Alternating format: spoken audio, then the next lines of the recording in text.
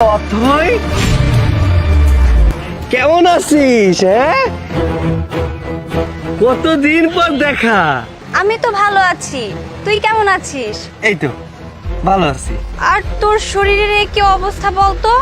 এই তো, এইগুলো সব সময়ের ব্যাপার। কিন্তু তুই তো আমাদের স্কুলের টপার ছিলি, কলেজেরও টপার ছিলি, কত ভালো স্টুডেন্ট ছিলি তুই, কিন্তু তোর শরীরের কি অবস্থা বলতো? আরে এসব লম্বা কাহিনী বলবো কোনো একদিন। ছোট লোকের বাচ্চা, তো এত বড় সাহস যে আমার বউর সাথে এতক্ষণ কি করছিলি? আরে আলিফ, এসব তুমি কি করছো? ও আমার বন্ধু, তুমি ওর সাথে এই ধরনের ব্যবহার করতে পারো না। তোমার কি মাথা খারাপ হয়েছে? এই 2 পয়সার ছোট লোক তোমার বন্ধু হয় কিভাবে? তুমি এসব কি যাতা বলছো? তুমি যা ভাবছো তা কিছুই না। তোমার মনে আছে তোমাকে একবার বলেছিলাম আমার একজন বন্ধু আছে যে কলেজে স্কুলে সমানভাবে টপার ছিল, এই সেই বন্ধু সৈকত। ও আচ্ছা, এই হচ্ছে তোমার সেই টপার বন্ধু যার কথা বলতে বলতে তুমি ক্লান্ত হয়ে যেতে। কোথায় এই ফকিন্নি আর কোথায় তুমি? এই ফকিন্নির সাথে কি তোমার বন্ধুত্ব যায়? তুমি ওর সাথে এইভাবে কথা বলতে পারো না, আর শুধু শুধু কথা বাড়িও না তো। এই তুমি চুপ থাকো, আমার মাথা খারাপ করো না। তুমি এই ফকিন্নিটাকে জড়ায় ধরছো, শুধু আমি দেখছি। যদি এই সোসাইটির সব লোকেরাই দেখতো তাহলে আমার মান সম্মানটা কোথায় যেত?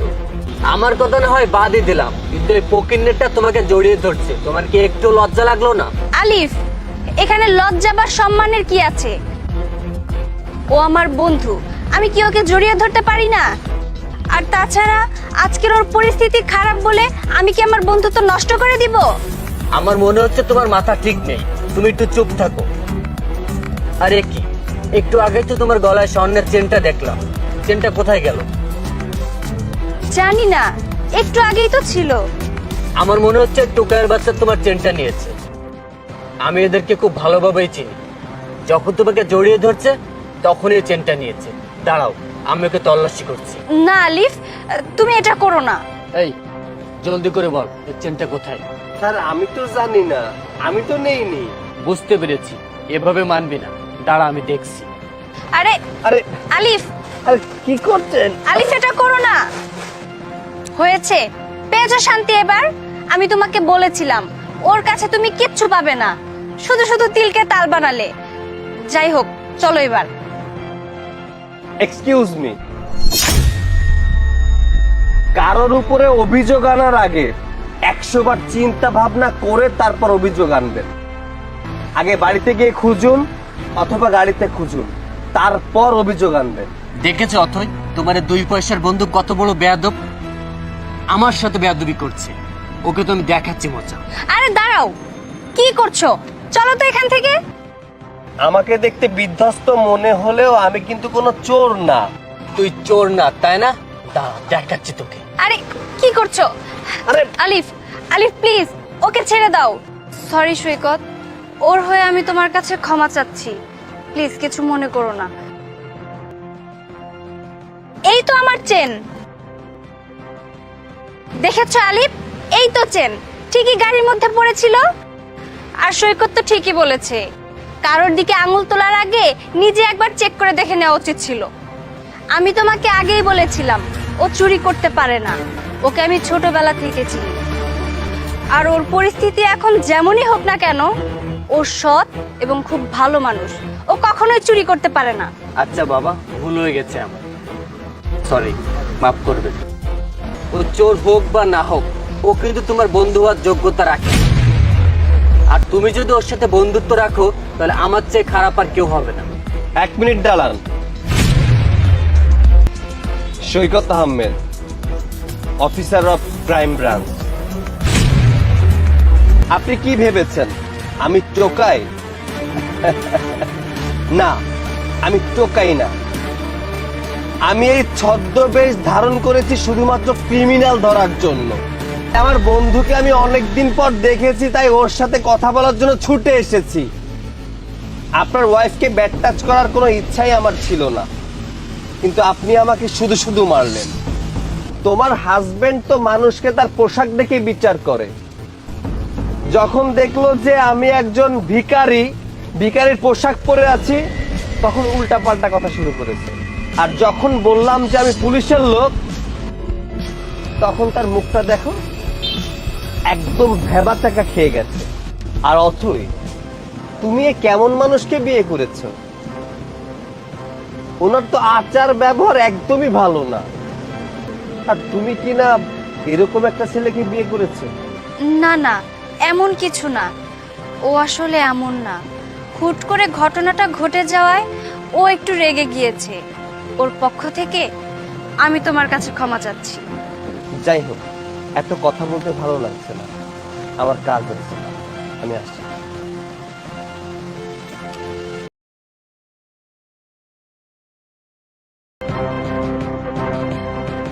এই, কি চাই এখানে?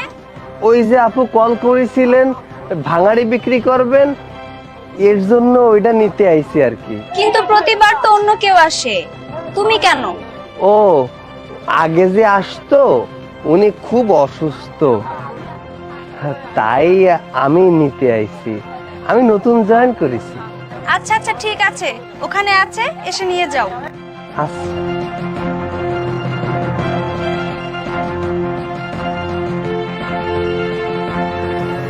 কি দেখছিস? এগুলো বই, আর বই দিয়ে পড়াশোনা করে। আর তোদের মতো ছোট লোকরা বুঝবে কি করে যে বই দিয়ে কি করে? ম্যাডাম, আপনি যা ভাবছেন তা না, আমি কিন্তু এসব বুঝি। এই যে বইটা, এটার অন্য কপি পাইতে গেলে অনেক কষ্ট হয়। আচ্ছা, আপনারা এই বইগুলো বিক্রি করে দিচ্ছেন কেন? পড়তে তো পারেন। এই, একদম চুপ। এগুলো আমাদের বই, আমরা পড়বো না ফেলবো সেটা আমাদের একান্তই ব্যক্তিগত ব্যাপার। আমাদের বিষয় নিয়ে তুই নাক গলাবি না। আর তোর যে কাজ, সেই কাজটা তুই কর। না আপু, আমি জ্ঞান দিতে যাব কিসের জন্য?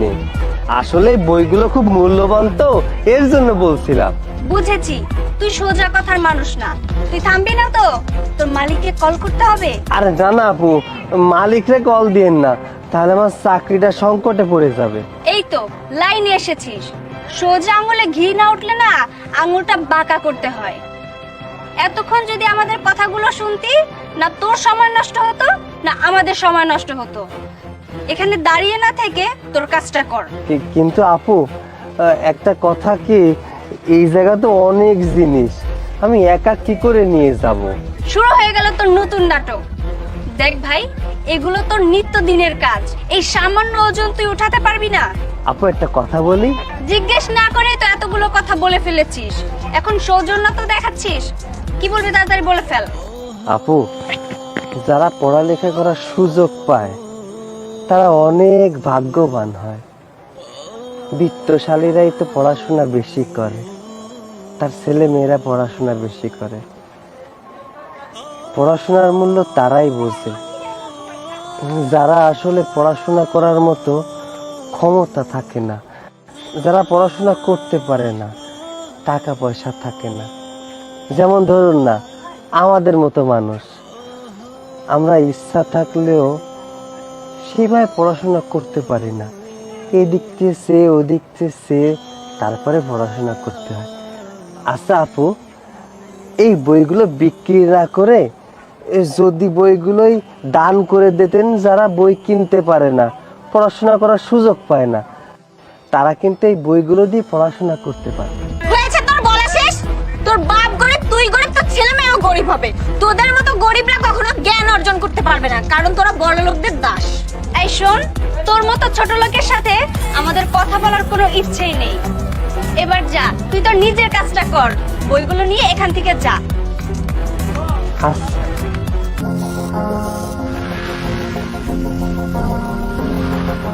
আরে দেখ, ওই ভাঙাড়িওয়ালা ছেলেটা না, সেদিন যে আমাদের বাসায় এসেছিল? আরে হ্যাঁ, তাই তো। আমার মনে হয় পিয়নের চাকরি করছে। দাঁড়া, জিজ্ঞেস করি। এই শোন, জি বলুন। তুই তো সেই ভাঙাড়িওয়ালা, আমাদের বাসায় ময়লা নিতে এসেছিলি। এতদিন ধরে কই গায়েব ছিলি? মানতে হবে, হাত সাফাইয়ের কাজটা তোর ভালোই চলছে। এত বড় অফিসে শেষমেশ পিয়নের চাকরিটা নিয়েই ফেললি। বাই দ্য ওয়ে, আমার বাবা না সবসময় সত্যিই বলে, তোদের মতো লোকজনরা সবসময় গরিব হওয়ার নাটক করে। বাস্তবে তো তোদের চুরি আর বেইমানি করার টাকার অভাব হয় না। মুখ সামলে কথা বলুন, আমি এই অফিসের পিয়ন না। বাবা, করিস তো পিয়নের চাকরি, তাই নিয়ে আবার আমাদের সাথে অহংকার দেখাচ্ছিস? শোন, এমন চাকরি না আমরা দিনে 5টা দিতে পারি। আর তুই তো খুব ভালো করে জানিস আমরা কত বড় লোক আর কত টাকা আছে আমাদের, সুতরাং আমাদের সাথে টাকার গরম দেখাস না। তাই নাকি? আচ্ছা, টাকার গরম আমি দেখাচ্ছি নাকি আপনারা? আচ্ছা বাদ দে, তোর মতো ভাঙাড়িওয়ালার তো কোনো যোগ্যতা নেই এত বড় অফিসের চাকরি করার। তা চাকরিটা পেলে কিভাবে? আচ্ছা, একটা কথা বলুন তো, আমাকে কোন অ্যাঙ্গেল থেকে আপনাদের চোর মনে হচ্ছে? সেই তখন থেকে চোর চোর লাগিয়ে রেখেছেন। শুনুন, আপনাদের সমস্ত ফালতু কথা জবাব দেওয়ার আমার কোনো ইচ্ছে নেই। সরি স্যার, আসতে একটু লেট হয়ে গেল। তুমি কি সময় মতো একটু অফিসে আসতে পারো না? স্যার, ইনারা আপনার সাথে দেখা করার জন্য নিচে ওয়েট করতেছিল, সেজন্য আমার একটু লেট হয়ে গেছে। আমাদের কথা বাদ দাও, আগে বলো এই ভাঙাড়িওয়ালাকে তুমি স্যার কেন বললে? এখানে ভাঙড়িওয়ালা কে? এখানে আমরা দুজন ছাড়া আর কে আছে? ওর কথা বলছি, ও ওই ভাঙাড়িওয়ালা পিয়ন। আপনাদের কোথাও ভুল হচ্ছে, উনি ভাঙাড়িওয়ালা নয়, উনি এই কোম্পানির মালিক। কোম্পানির মালিক?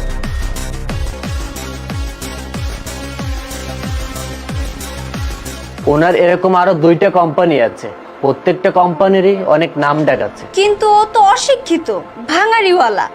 ম্যাডাম, আজ আমার দিনটা খারাপ বিধায় আগামীকাল যে আমার দিনটা ভালো যাবে না এমন তো কোনো কথা নেই, তাই না? মানুষের বর্তমান অবস্থা দেখে কখনো বোঝা যায় না তার ভবিষ্যৎটা কেমন হবে। ভবিষ্যৎ শুধুমাত্র একজনই নির্ধারণ করতে পারে। তিনি কে জানেন? উপরওয়ালা, আপনি নন। আর হ্যাঁ, মানুষের আজ দিনটা খারাপ গেলেও কাল দিনটা ভালো যেতে পারে।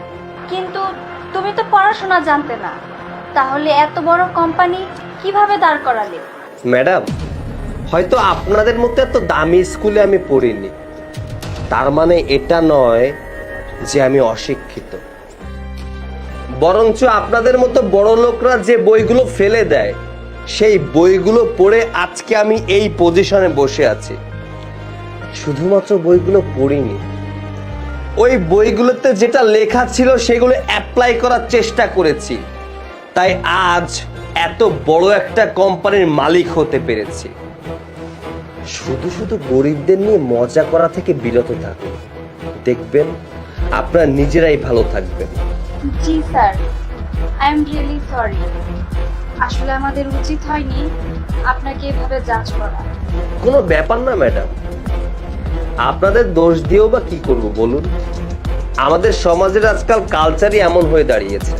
সরি স্যার, আমাদের ভুল হয়েছে, আমরা বুঝতে পারিনি। বাই দ্য ওয়ে, আপনারা যে কারণে আমার অফিসে এসেছেন, আপনাদের প্রজেক্টের পেপারগুলো আমি দেখেছি। সরি টু সে, আপনারা যে প্রজেক্ট নিয়ে এসেছেন সেগুলো সম্পূর্ণটা ইল্লিগাল, আর আমি কোনো ইল্লিগাল কোম্পানির সাথে ডিলে যেতে পারবো না। সো আপনারা আসতে পারেন। স্যার, এমনটা করবেন না।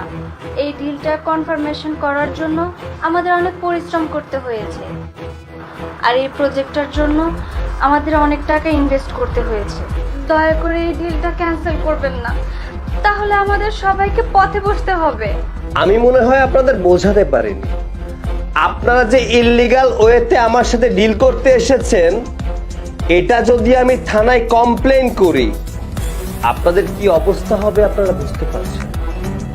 তো দয়া করে এখান থেকে চলে যান। কি হলো, দাঁড়িয়ে আছেন কেন? Get lost. চল।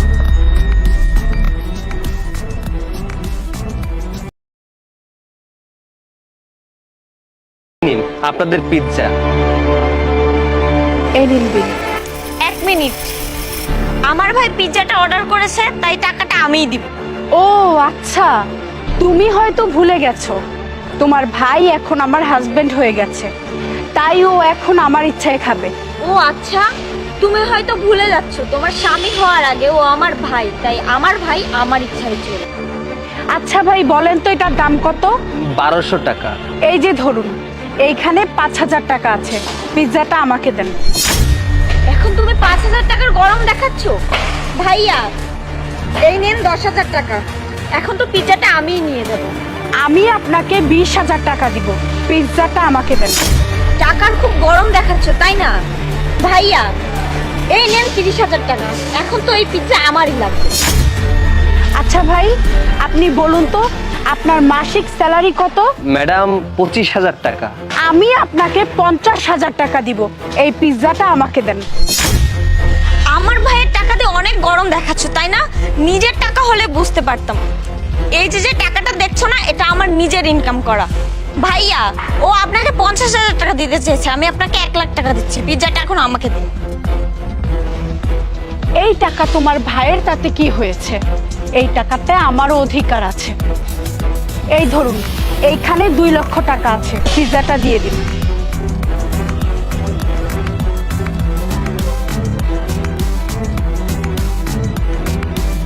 আজকে খুব টাকার গরম দেখালো এই মহিলা।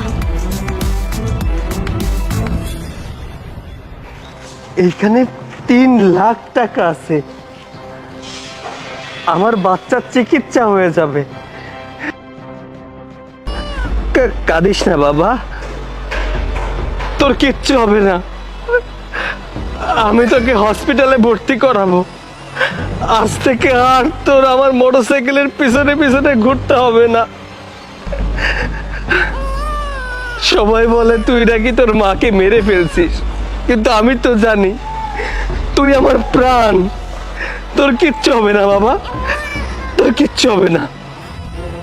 এই পিৎজাটা এখন একা একা বসে বসে খাবো।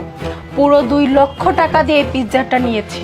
থাক, হয়েছে ভাবি, এখন আর নাটক করতে হবে না। যাই বলিস না কেন, ছেলেটাকে কিন্তু সাহায্য করতে পেরে খুব ভালো লাগছে। ভালো তো আমারও লেগেছে, অ্যাটলিস্ট সামান্য সাহায্য তো হয়ে গেল ওর। আরে তুই কান্না করিস না,